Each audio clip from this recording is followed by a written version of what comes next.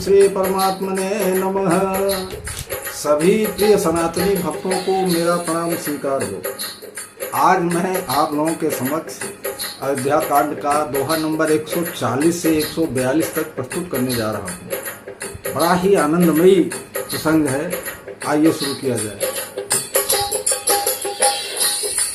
राम संग सिय रहती सुखारी, पुर परिजन गृह सुरते बिसारी। छिन छिन पिय विधो बदनु निहारी, कमदित मन हो चकोर कुमारी। ना होने होनित बढ़त दिलों की, हर्षित रहती दिवस जिमी को की। श्रीमन राम चरण अनुरागा, अवध सहस सम बनु प्रिय लागा। परन कुटी प्रिय प्रियतम संगा, प्रिय परिवारु कुरंग बिहंगा। सास सुर सम मुनतिय मुनिवर, असनवनीय सम कंग मूल फर। नाथ साथ साथरिय सुहाई, मयन सयन सय सम सुखदाई।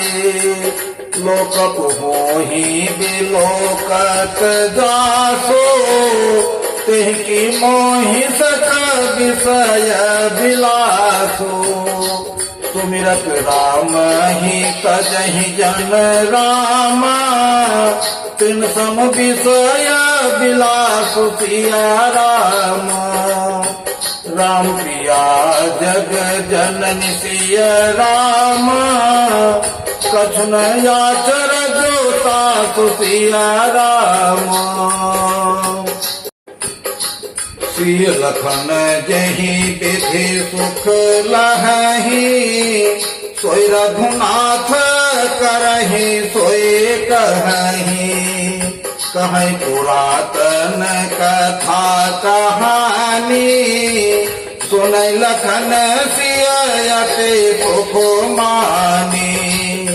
जब जब रामो अवध सुखी करही, तब तब मारी बिलोचन भरही। सो मेरी मातु पितु परिजन भाई, भरसने हूँ सेलो सेवकाई। कृपा सिंधु प्रभु हो ही दुखारी, धीरज धरहि कुसुम विचारी।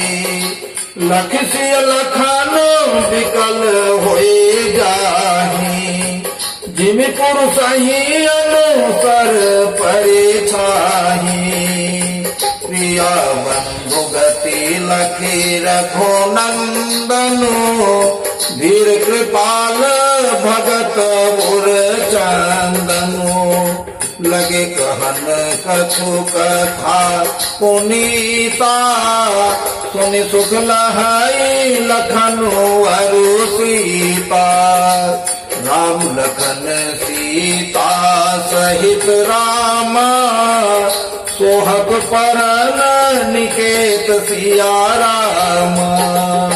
जिम्बा सब बस अमरपुर रामा, सचि जयंत समेत सिया राम। जोगवई प्रभु सिय लखन ही कैसे, पलक बिलोचन गोलक जैसे।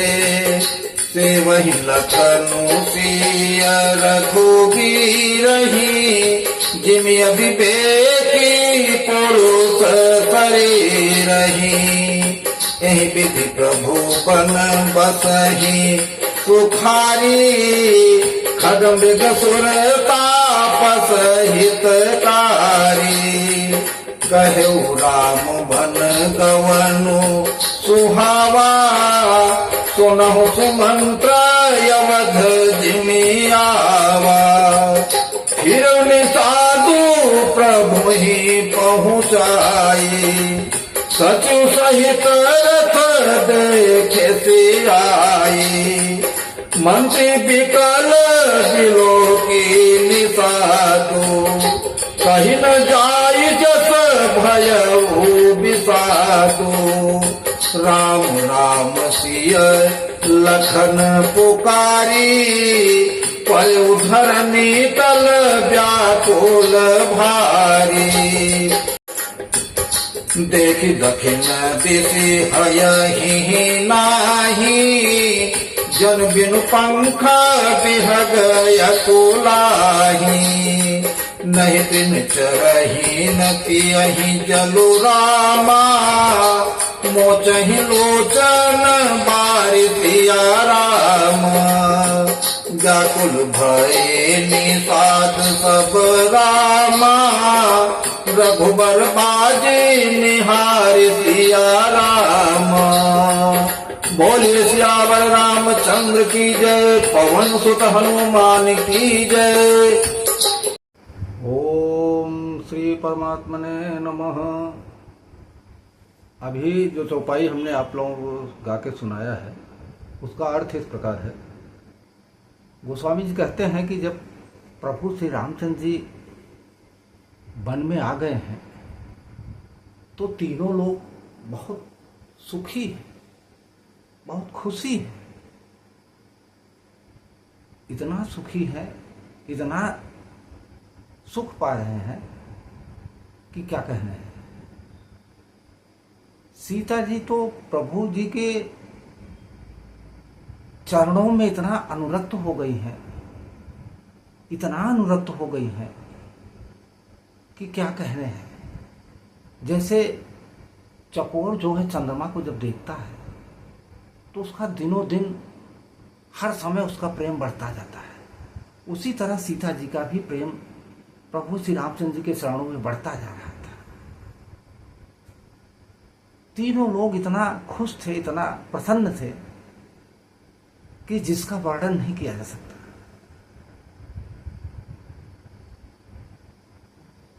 कि हजारों अयोध्या जो है उस वन के सामने बेकार थे। वहां के जो ऋषि मुनि थे उनकी पत्नियां सीता जी को सास का काम करती, जैसे सास होती है ना उसी तरह वो होती है। और श्रेष्ठ मुनि जो थे वो ससुर थे। सीता जी को ऐसा लग ही नहीं रहा था कि मैं अयोध्या में हूं या कहां हूं। बड़ा सुख पा रही थी। सुंदर सी पर्णकुटी और निर्मल मुलायम मुलायम पत्तों के चटाई पर लोग बैठे, दोनों तीनों क्या आनंद पा रहे थे। उनको तो ऐसा लग रहा था कि जैसे इंद्र अपनी अमरावती में बैठते हैं, अपनी स्त्री सची और जयंत पुत्र जयंत के साथ रहते हैं, वही सुख पा रहे थे।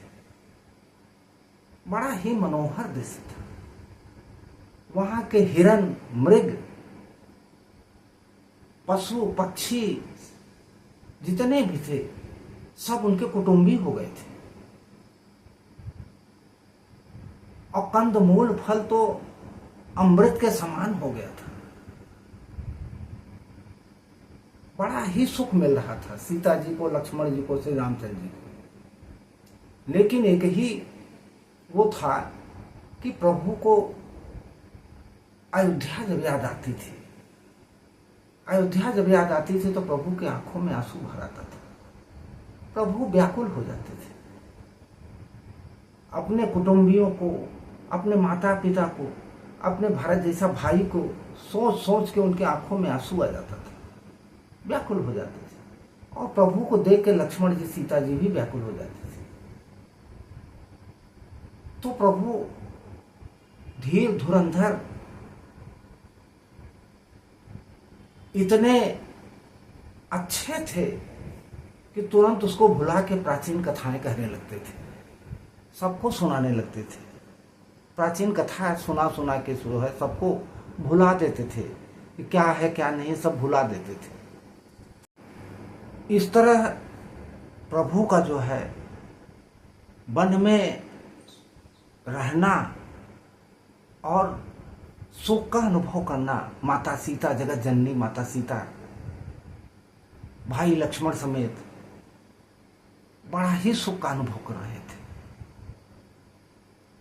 अब ये कहानी तो हो गई प्रभु की वन की। इधर सुमंत जी वापस जब अयोध्या पहुंचते हैं तो वहां सबसे पहले उनको वही निषाद राज मिलते हैं अकेले। और निषाद राज जी जब सुमंत को अकेले देखते हैं तो दौड़ पड़ते हैं। निषाद राज जी को जब सुमंत जी देखते हैं तो कहते हैं हा राम, हा राम, हा सीते, हा सीते, हा लक्ष्मण, हा लक्ष्मण। इसी तरह पुकार रहे हैं, आंखों से जलधारा बह रही है। और यही कहते कहते वो जमीन पे गिर जाते हैं, बेहोश हो जाते हैं। अब निषाद राज क्या करें? निषाद राज भी देख के बड़े दुखी होते हैं, कर तो कुछ सकते नहीं, दुख है अंदर, इतना दुख है, इतना दुख है कि वो दुख किसी से कहा नहीं जा सकता। गोस्वामी जी कहते हैं घोड़े जो हैं दक्षिण दिशा की देख की तरफ हिनहिनाते हैं,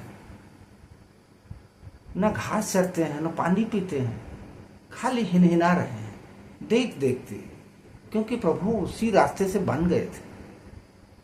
बड़ा ही अजीब दृश्य था। अब इसके आगे मंत्री सुमंत जी जाके महल में जाएंगे और माता पिता को, कुटुंबियों को, परिवार को सब बातें बताएंगे। ये हम अगले भाग में आप लोगों को बताएंगे, क्योंकि ये चौपाई यहीं तक है। और मैं वही निवेदन फिर एक बार कर रहा हूँ कि जिन मेरे सनातनी भक्तों ने अपने इस चैनल को सब्सक्राइब कर लिया है उनको मैं बार बार जो है उनका स्वागत, अभिनंदन, हार्दिक आभार प्रकट करता हूँ। जिन सनातनी भक्तों ने इस चैनल को नहीं सब्सक्राइब किया है, सनातन धर्म की वीडियो देखने के लिए, समझने के लिए, जानने के लिए चैनल को सब्सक्राइब कर लीजिए। कमेंट बॉक्स में जय श्री राम, राधे राधे, जय श्री वीर हनुमान लिख दीजिए, लाइक कर दीजिए। मैं अगले भाग में फिर से मिलूंगा, तब तक के लिए जय श्री राम, राधे राधे। बोलिए सियावर रामचंद्र की जय, पवन सुत हनुमान की जय।